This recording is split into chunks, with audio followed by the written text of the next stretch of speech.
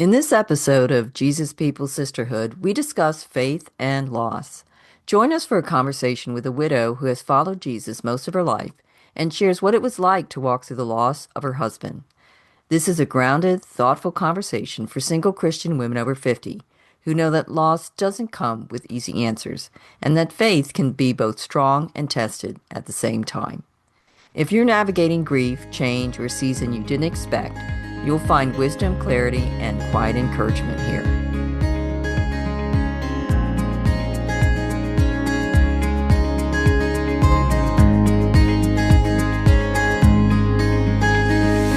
Welcome to the Jesus People Sisterhood podcast, a place where Christian single women age 50 plus connect. I am your host, Janine Jordan, a Christian confidence coach and leadership mentor in Alberta, Canada. And I'm your co-host, Ellie McCormick, a Christian longevity coach and mentor in the USA. Being single women over 50, we know what it's like to feel overlooked, to have unrealized dreams, to experience the challenges of singlehood, and to be concerned about what our future will look like.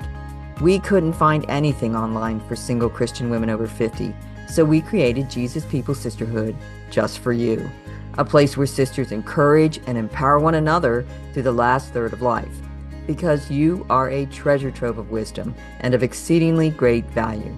This is an authentic community, a supportive family, with other women on the same journey where Jesus is the center of it all. Here you will find real talk, real community, and real sisters. Join us as we discuss building relationships, whole health, and growing spiritually. We'll review helpful books and articles, chat with guest speakers, share success stories, and have some laughs along the way. So grab your favorite beverage and we'll get started.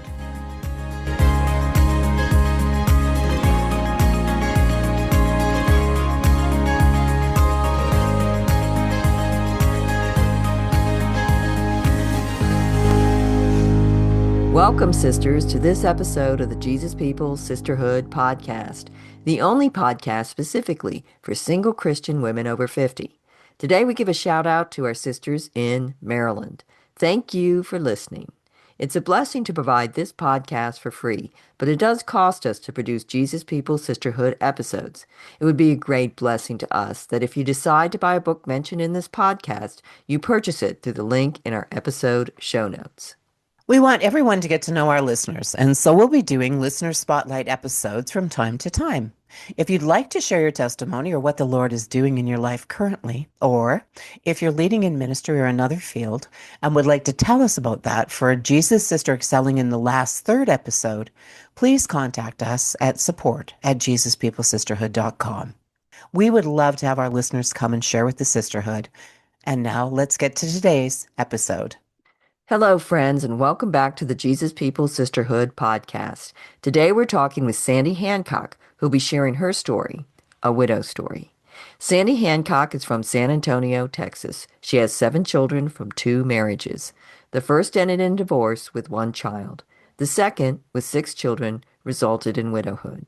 God has been with her through everything since she was saved 50 years ago. He has answered her in ways she didn't know she would need. Okay, welcome, Sandy, to the Jesus People Sisterhood podcast. Thank you for inviting me. It's a pleasure to have you as a guest. So please tell us just a little bit about yourself. Well, I'm 66. Start out with my age. Grew up, I lived like 10 years in Florida, and my father was in the military, so I was an office rep for a little bit. Lived in Florida for 10 years, and then I met my second husband, and then we got married and came straight out to Texas. When we were dating, he was in between jobs. He lost his job, and then he got a job, and he said, well, I want to take this job. It's out in Texas. It's like, but I don't want to go without you, which was his proposal. I was like, oh, okay. So that started the journey, got married and hopped out here in 90. So, and he was a Christian, I was a Christian. We met in church, which was nice, even though we journeyed through different types of churches than where we started at. I have 1 child from my first marriage, and Rick and I had 6 children. So altogether, I have 5 boys and 2 girls. So I got saved about 50, I know we'll go into it more. I got saved about 50 years ago, and started worship dance at that time. So I've been in and out of worship dance through the years, which I love worship. And I've been on a worship group before, but mind you, only as a backup singer. So never a lead. So, and then my husband passed away in 2019, June 2019, from colon cancer. And that's when I became a widow. So that's about 6.5 years ago. Hmm. Part of the journey of life. I go to church, I go to a variety of Bible studies. One of them has a ministry ministering to the homeless people where they take food and pray for them. So I've done that quite a few times. And there's also a ministry here. I'm in the greater San Antonio area, and there's a ministry under one of the bridges downtown where someone else had started. And it's turned into this large thing where there's like 300 or 400 people that go every week, and they brought in portable showers and a portable washer and dryer. The church I go to volunteers once a month to make like 300 or 400 hot dogs and 300 or 400 hamburgers and feed them and pray for them. And there's a variety of things. People bring clothes to donate. And so that's been enjoyable to help and give back, which church where I met Ellie at, there was a time in there for about 8 or 10 years where our family, the church was set up at the beginning of the day and broke down. And so our family would go and set up the sound and set up the chairs and help with cleanup. And so it's like, gee, I really enjoy helping and organizing a bit and helping out. So that just kind of like really blended together well there. Hmm. Lots of Bible studies. Oh, okay. Okay. Yeah. Huh. So I have a question, Sandy. Okay, so first of all, I'd like to know how you first came to know Jesus, and then I'd like to know as you were going through this time when you lost your husband, when he passed away.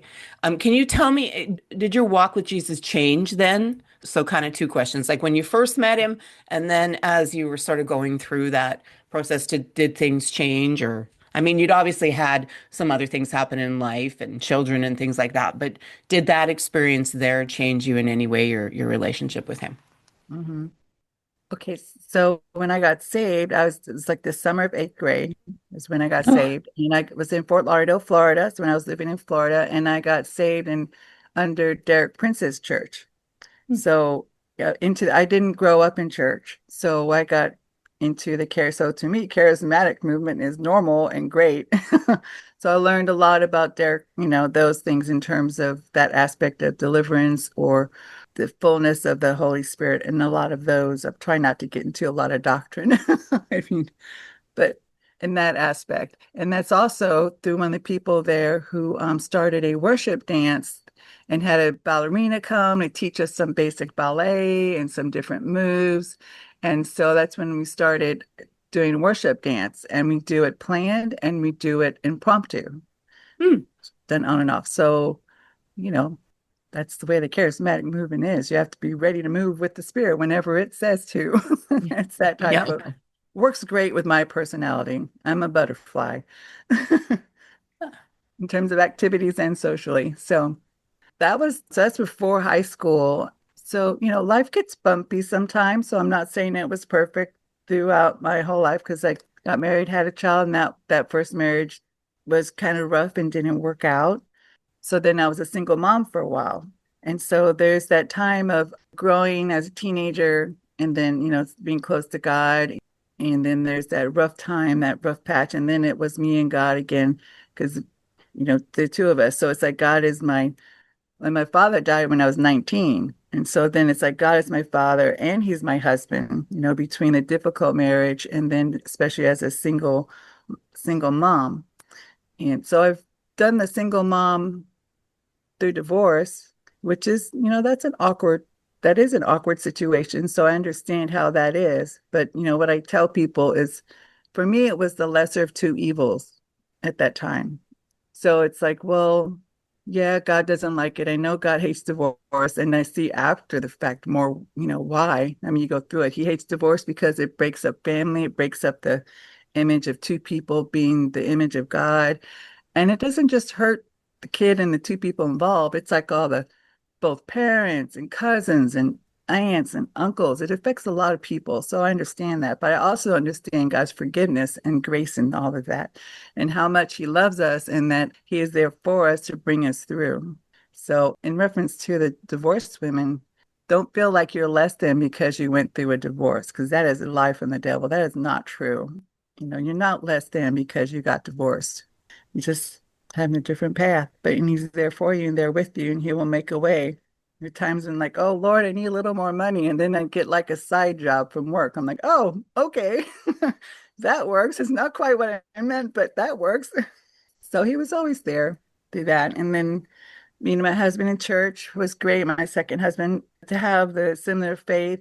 And I say similar because we believe a lot of the things very much the same. And there's a couple of things that weren't exactly the same, but no two people are alike. And so there's that journey through marriage in terms of one, men and women parent differently. And then there's just some slight beliefs that, what, the basic thing is you're Christians. And I would say the most important thing in Christian families is to pray daily, I would say, because that helps keep everything together. Spending time with God and spending time together with God. Yep, raising 6 kids together through the activities and things like that. And God was there. We were always involved in church together. We went to a couple different churches, and so that was actually very good. So when things started changing, so we get to the part to where he gets diagnosed with cancer, January 2018. And he was having problems breathing beforehand and not being able to walk as far. We're thinking, well, gee, is it his heart? Is it his lungs?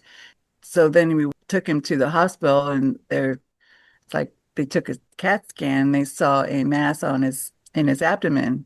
And so that was startling to find out. And his blood count was very, very low, which is why he couldn't breathe. And now realized, oh, that makes perfect sense. If you don't have enough blood, you can't, because it was like a hematocrit of 4. It was extremely low. So if you don't have enough blood, you can't get enough oxygen to the rest of you to be able to walk or breathe or sleep. He was having problems sleeping. So once he started getting some blood, he pinked up and he could breathe well. And yeah. And so that was times of adjusting to, it's like, okay, God, what is going on? And then you pray, talk to God more. I've always leaned into God throughout, ups and downs, whether it was up or down. And I don't know if it's because I'm more of a person with the worship heart. And for a long time, it's like the beginning of all my discussions. It's like, Lord, I thank you and praise you for everything you're doing in my life. And that's whether it's good or whether it's bad. Because I mean that because no matter what, good things, of course, we're thankful for, but don't be cocky. I don't ever, appreciate those good things in good times. And the hard times, I know and I've learned that He is there with us through those hard times, but especially the hard time, those difficult times, He will bring something good out of it. I don't think that means that bad thing has to happen, but I know that when it does, He is there and He will make a good thing come out of it. So, Oh, thank you. Yeah. Hmm. Good answer. one answer, but So do you feel like that your relationship with the Lord changed at all when your husband got that diagnosis and then when he passed away, or it was pretty much the same? I think I was spending more, going to God more. Of course, my children have gotten a little older. And, sometimes when you have kids, you kind of, it's almost like sometimes when you clean, you do a little here, you do a little there type of thing. And the spirituality, I think, had done that. Didn't always have like a certain time because when when you have teenagers and toddlers, you got candles going at both ends. They get up early, kids and young ones in the middle of the night, and the teenagers stay up late. And so there are times I'm up to 2 or 4 talking to one. And then so it was kind of as I went throughout the day. As a mom, your life turns into what Paul says is that be praying, praying without ceasing. So it's kind of like in and out of in between things, talking to God and reaching to Him. But when he was diagnosed, yes, I did. My kids were a little older, and I did lean into Him more and wanting guidance and for that spiritual support because all of a sudden everything shifts and you're supporting and concerning and available in a different way to your spouse when they're diagnosed with cancer. Mm. It's like When your antenna's up, like you're attuned to it a little more. Mhm. When he was diagnosed, did you think he was going to pass away? No, I did still have peace through it all. I didn't, I mean, that's the first thing everybody thinks. It's not like I thought, oh no, that's going to happen. That did not come to me at all. It's more of a wait and see. And then, the journey switch goes quickly into what's a natural way because he didn't want to do chemo. So Yeah. he decided he wasn't going to do chemo, so he was going to do surgery. He ended up having two surgeries because it came back. So, Oh. and like 20, he ended up getting a lot of blood transfusions because of the nature of that. Mhm. Okay. So there were a lot of in and out of the hospital. So in the beginning, he was getting around well and supporting him and then cooking differently for him for the food that he wanted because he wanted to go all organic and more natural. So in terms of going with him on that journey and helping him do that, that really wasn't that hard. Just adjusting to that. I mean, sometimes there's like, because organic food is a little more pricey, that he would have his food and then there was the food for the other kids. And some of them were old enough to make some things on their own.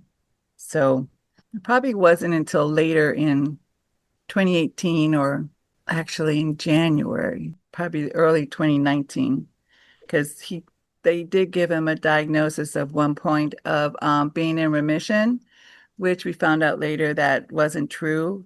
And honestly, at the point when they said that, because he didn't want to do any more CAT scans, and it was a oncologist, and so he didn't want to do the CAT scans because that's not good for you, and so it was at that point he said that, well, you're in remission. And I actually was a little suspicious because I knew he wasn't paying for any chemo and he wasn't doing a lot, wanting to go along with everything the oncologist said.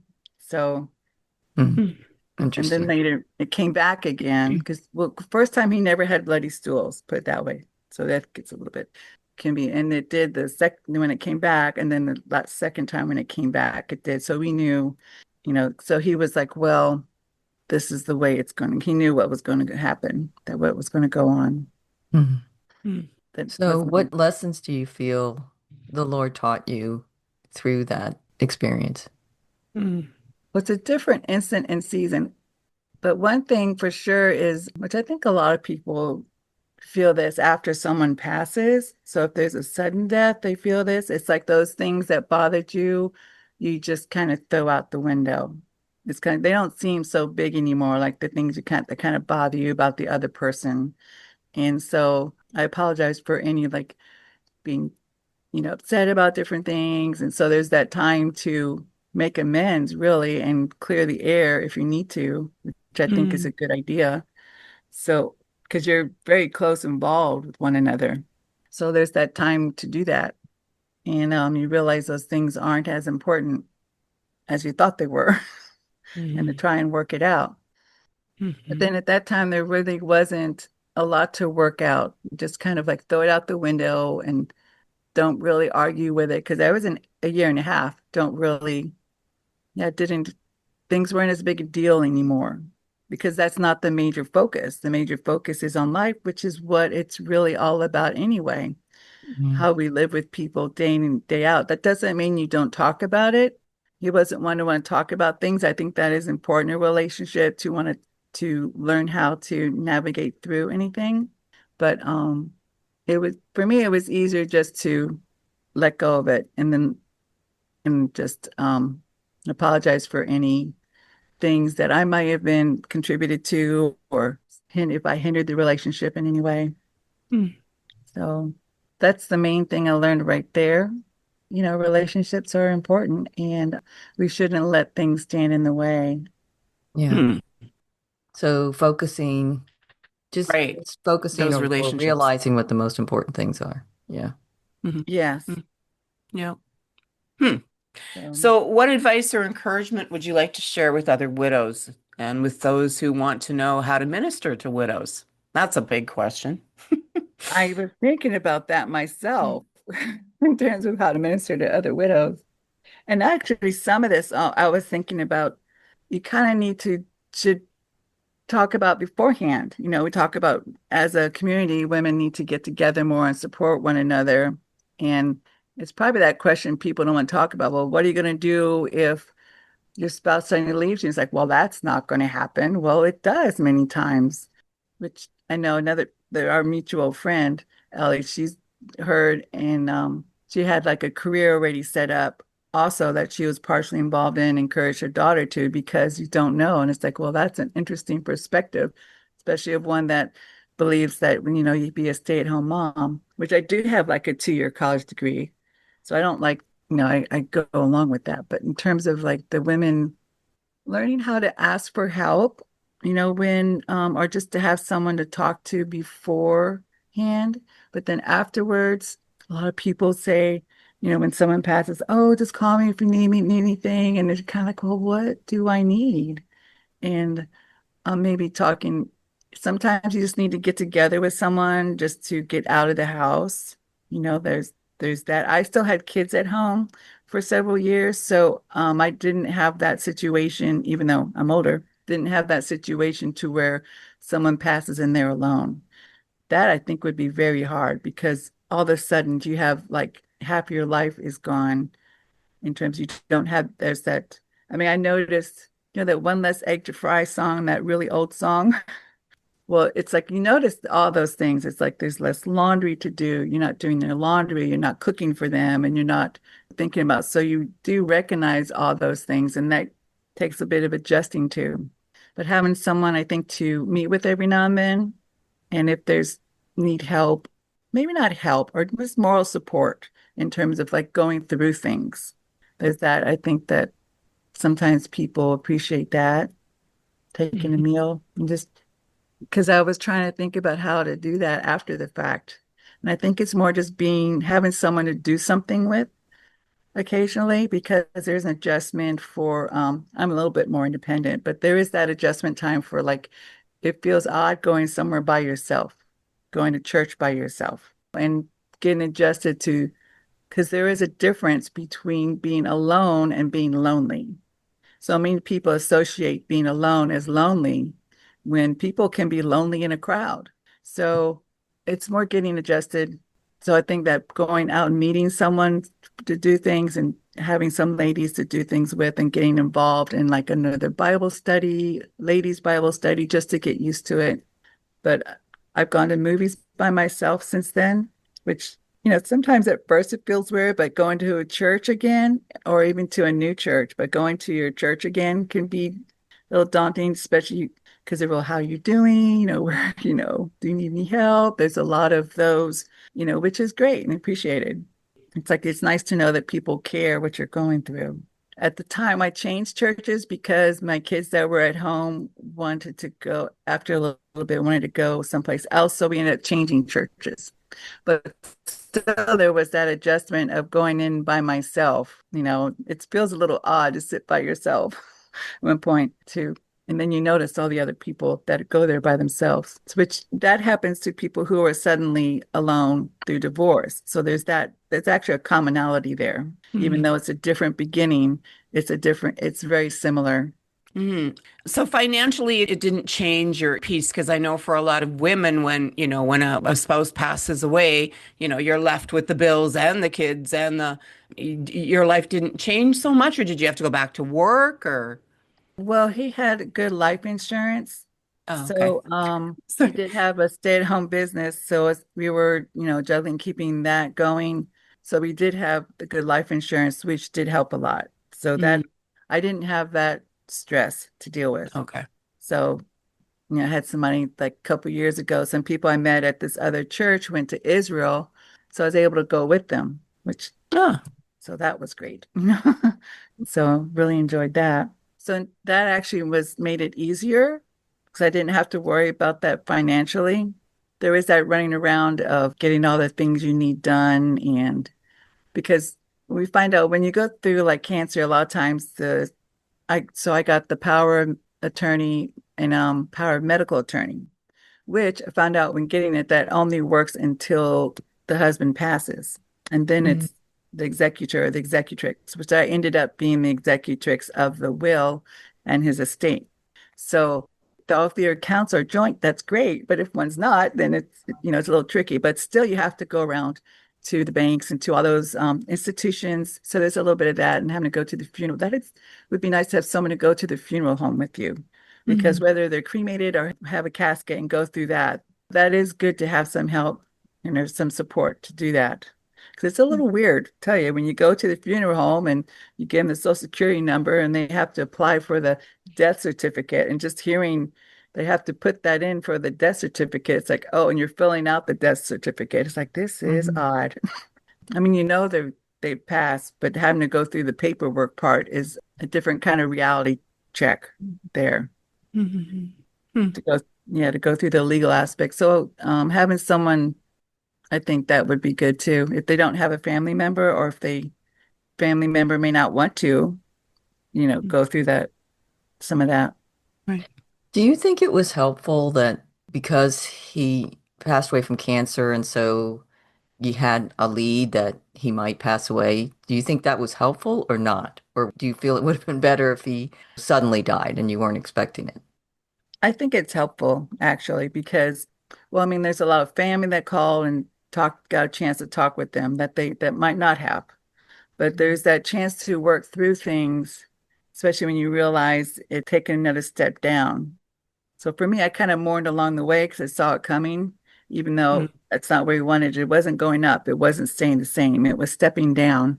So it's a gradual getting accustomed to, and it can be, I understand, because I was his caretaker at the end and helping with a lot of physical things. Now, I don't know if it's because I did so many kids or whatever. We did have some hospice in the house, but I think that's better, because a sudden thing, it's like a instant tornado versus this is more like a slow flood, because you see it coming, type of thing, versus when someone instantly passes, thinking of our mutual friend, that all of a sudden everything stops. Everything is this tornado or hurricane, so everything's turned upside down, and you're trying to figure out which way to go and what to do next. Versus in this, we knew that, well, like, he didn't have a will, and then we put it off. I mean, we knew that, and we put it off, and then it got awkward to bring up, because if you feel like you're admitting it's not going to get better, but we realized we had to and did that in time. But that was one of those interesting things. Versus if he had passed suddenly without a will, that would have been a challenge. That would have been hard. A lot of things to go through that way. Right. It can give you a chance to prepare, even emotionally and just mentally, in terms of like what's coming down the road. So I think that part of it is easier. I mean, I can't imagine people just suddenly being in the throes of things and having to make decisions at the same time. Yeah. For the sake of time, we're stopping the episode here. Listen next week as we continue our conversation with Sandy. Thanks for listening to today's episode. Please share any thoughts that resonated with you from today's podcast episode in our private Facebook group at Jesus People Sisterhood Community. Start reaching out to other single women and create your local group of Jesus People Sisters. Please let us know about your group to add to our directory by contacting us at support@JesusPeopleSisterhood.com. Have you had a good experience with a business? They've treated you honestly and helped you at a reasonable price? Please let us know. We would like to start a directory of JPS-friendly businesses. Let's care for one another. Be blessed by Him who is able to protect you from stumbling and to make you stand in the presence of His glory, blameless and with great joy. Until next time.